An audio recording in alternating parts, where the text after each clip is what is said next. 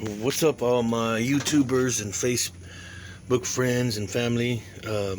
This video I'm making for educational purposes. I wanted to show y'all what I was doing.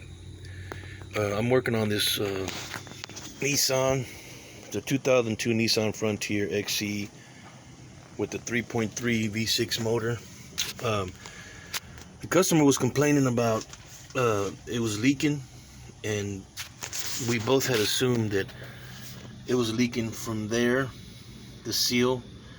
But I already done this already. I replaced the seal and put everything back together, and the leak still continued. So then we looked on the side of the truck, which is right here,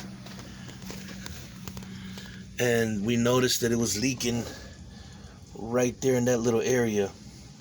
So then I told him, I said, well, you know what, it could be leaking from the timing cover seal, and I think that's where it's leaking from, because I took it apart, and as you can see, I don't know if you can see that good, but there's a little puddle of oil right about there. There's a little puddle of oil. Stick my finger in there and see there's a little bit of oil there. It's like a little puddle there, and then there's a little bit here. In this area here, it's wet right there, and back there a little bit. And we noticed it was coming from right here in this area, the leakage on the side, but on the other side of this bracket for the power steering pump.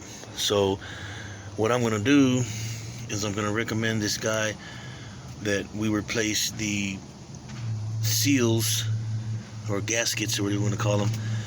This is a two-piece. This is one piece right here. This is where the water pump is located right here. It's actually integrated with the water pump right here. This seal, this timing cover. This is the middle piece. Then the second piece is on the bottom, which I just recommend that we change both of them.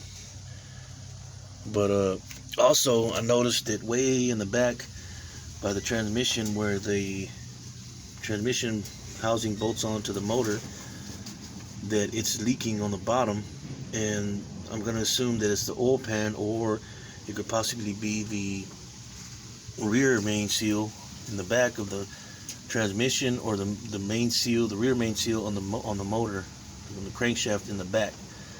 And it's hard to tell because you'd have to take pretty much the transmission out and see, where it can be coming from. But for now, I'm just going to do this. We are going to need another gasket for the front part, because this piece here on the bottom bolts on with part of the oil pan. So I would have to get another seal. There's a seal that goes right about here, underneath here. It's a rubber seal that goes under here. And then you got to put silicone on the sides of the oil pan. So I'm going to do that. I'm going to recommend the customer get all that stuff, and we do that and proceed and see what happens. But I was just letting y'all see, what kind of stuff I do, and this is for educational purposes anyway. Another thing I wanted to add, whenever you put stuff like this together, it's always a good idea to find the torque specs on everything, because when you go to tighten this, sometimes if you tighten it too tight, you could actually ruin the gasket, and that's one thing that can cause leaks. Also, you can crack this part right here where the bolt goes through right here. Sometimes you can crack it if you tighten it too tight, or if you don't tighten it tight enough, it'll leak. You tighten it too tight, it'll leak, because the gasket will basically get crushed in there, and it'll ruin it. So you always want to make sure you torque stuff like this. This is critical, So make sure, like I said, make sure you torque these whenever you do something like this, the cover and all that. Something that's got to do with sealing oil, so oil won't spill. You always want to torque stuff like this, because then if you don't torque it, then you're going to have to go back, and it's just a pain to be having to go back and do all this over again. Like, as of my, right now, like, this is what I'm doing, but it's because I didn't know that the oil was coming from up there until we actually looked a little further. So now I'm doing all this over again. I'm gonna leave it open for now until and see what the customer wants to do.